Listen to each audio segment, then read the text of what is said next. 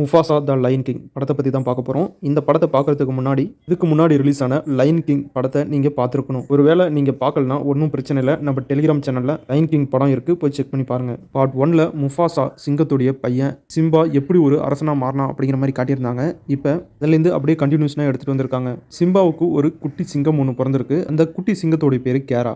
Simba தன்னோட பொண்ணு கேராவை டிமோன் and பும்பாவுடைய பொறுப்பில் விட்டுட்டு காட்டுக்குள்ளே போகிறாரு. டைமில் மழை பெய்யுது, பயங்கரமாக இடியும் ஆரம்பிக்குது. பார்த்து பயப்படுற கேராவை டிமோன் அண்ட் பும்பா கதை சொல்லி சமாதானப்படுத்துறாங்க. ஆனால் கேரா சமாதானம் ஆகலை. அப்போதான் அந்த இடத்துக்கு ரஃபிகி வராரு. ரஃபிகி வந்து கேரா கிட்ட நம்மளுடைய அரசர், அதாவது உன்னோட அப்பா சிம்பா அரசனான கதை உனக்கு தெரியும், ஆனால் சிம்பாவோட அப்பா முஃபாசா அரசனான கதை தெரியுமா அப்படின்னு முஃபாசா அரசனான கதையை சொல்ல ஆரம்பிக்கிறாரு. முஃபாசாவுடைய சின்ன வயசுலேயே தன்னோட அப்பா அம்மாவை விட்டு பிரியக்கூடிய சூழ்நிலை ஏற்படுது. அப்படி பிரிஞ்சு வந்த முஃபாசாவுக்கு ஒரு குடும்பம் ஒன்று கிடைக்குது. அதில் தான் டாக்கா அப்படிங்கிற தம்பியும் கிடைக்கிறான். அது கூடவே ஒரு வெள்ளை கலர்ல இருக்கிற சிங்க கூட்டத்துடைய பாகாயும் கிடைக்குது. ஒன்னா பிறக்கலனாலும் முஃபாசாவும் டாக்காவும் அண்ணன் தம்பி மாதிரியே பழகுறாங்க. இப்படி அண்ணன் தம்பி மாதிரி இருக்கிற இவங்க ரெண்டு பேரும் எப்படி பகையாளியா மாறினாங்க? டாக்கா எப்படி ஸ்காரா மாதிரி தன்னுடைய அண்ணன் முஃபாசாவையே கொல்ல முயற்சி பண்ணா? வெள்ளை சிங்க கூட்டத்துக்கும் முஃபாசாவுக்கும் என்ன பிரச்சனை? அதனால அவங்களுக்கு என்ன மாதிரிலாம் ஆபத்து வந்துச்சு? மில்லேலி அப்படிங்கிற ஒரு சொர்க்க பூமிக்கு முஃபாசா எப்படி அரசனா மாறினா அப்படிங்கிறதெல்லாம் இந்த படத்தை பார்த்து தெரிஞ்சுக்கங்க. படத்துடைய ஸ்டோரி ரொம்ப சூப்பரா இருக்கு.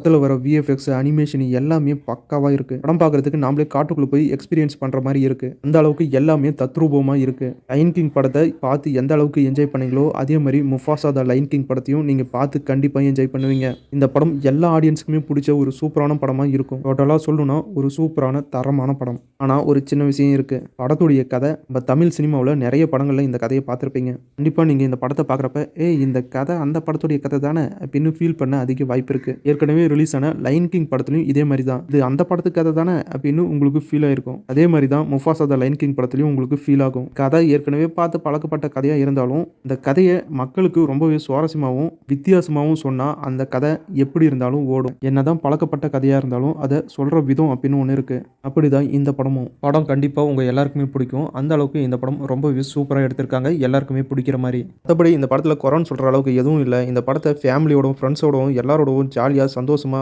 பார்த்து என்ஜாய் பண்ற மாதிரியான ஒரு சூப்பரான அட்வென்ச்சர் நிறைஞ்ச ஒரு ஃபேண்டசி ஆக்ஷன் கலந்த ஒரு சூப்பரான படம். கண்டிப்பா எல்லாருமே ஒரு தடவை வச்சு இந்த படத்தை ட்ரை பண்ணி பாருங்க.